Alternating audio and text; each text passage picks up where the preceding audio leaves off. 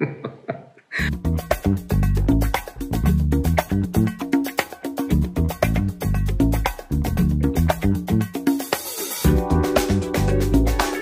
je suis Sébastien Laboutade, DRH depuis bientôt 22 ans. Je suis dans la société Ouri depuis 6 ans.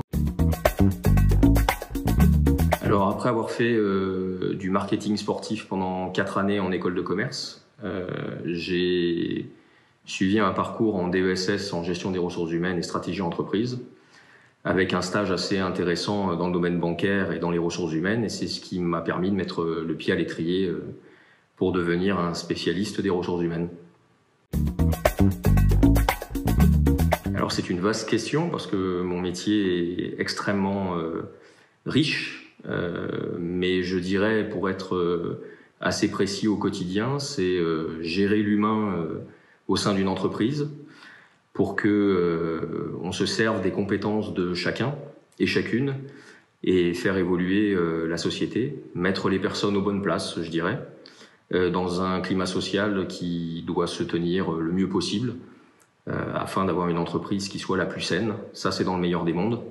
Et plusieurs obstacles peuvent se préciser durant ce parcours. Et là, la formation, le recrutement, l'intégration, la gestion des relations sociales font partie du quotidien d'un DRH. Alors, je pense que c'est la multitude de choses que l'on a à faire au quotidien. C'est jamais le même métier. Ça fait 22 ans que je fais ce métier-là.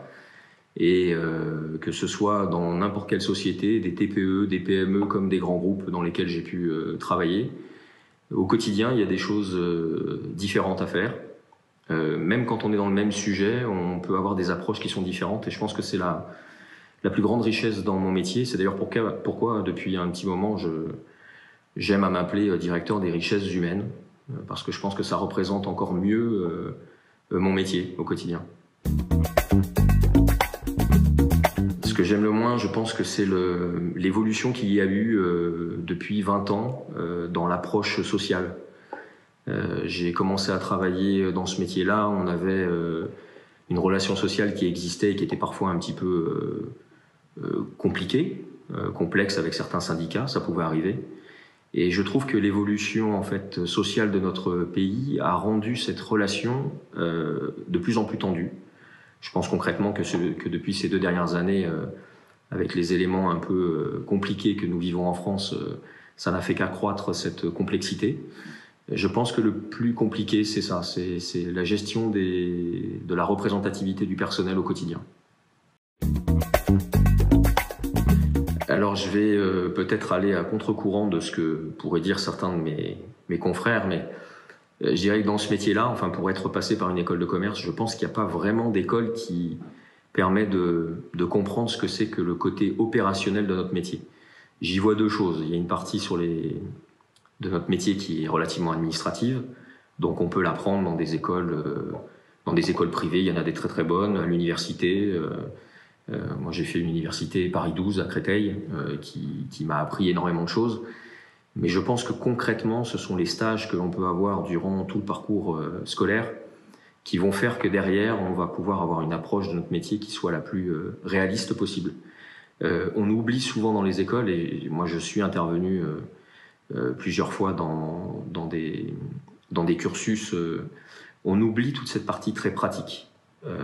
Notre métier, on l'apprend pas vraiment. On apprend la paye, on apprend comment gérer certaines formations, mais on n'apprend pas la relation avec les syndicats, on n'apprend pas la relation sociale, on n'apprend pas comment monter un programme de formation, on n'apprend pas le recrutement, on n'apprend pas le management, on n'apprend pas la com. Donc il y a énormément de sujets qui sont appris par la suite sur le terrain. Donc plus tôt on commence pendant notre cursus scolaire à avoir des stages bien précis et intéressants, à mon sens, plus ça nous marquera dans le futur pour aborder les choses dans ce métier-là de la meilleure façon qu'il soit. Je le vois aujourd'hui, il y a des postes sur différents job boards où on vous demande d'être DRH, parler 3 langues, travailler avec 2000 personnes et où le salaire est à 60 KE à l'année. Je pense que ce métier a été un petit peu dévalorisé ces derniers temps, mais en règle générale, quand on est directeur des ressources humaines, Que l'on parle de petites PME jusqu'à grands groupes, en fonction de l'expérience, on va dire que c'est un métier qui oscille entre 70 et 150 kg euros. Plus des variables. En général, on est relativement incentivé maintenant sur la stratégie, l'organisation, les résultats en matière d'optimisation financière, parce qu'il ne faut pas oublier que notre métier, c'est aussi ça. Ce n'est pas qu'un centre de coûts, c'est aussi essayer de comprendre les finances et essayer de placer l'argent où il le faut. Écoute, mon dernier garçon a 6 ans, donc l'année dernière, il m'a demandé ce que je faisais.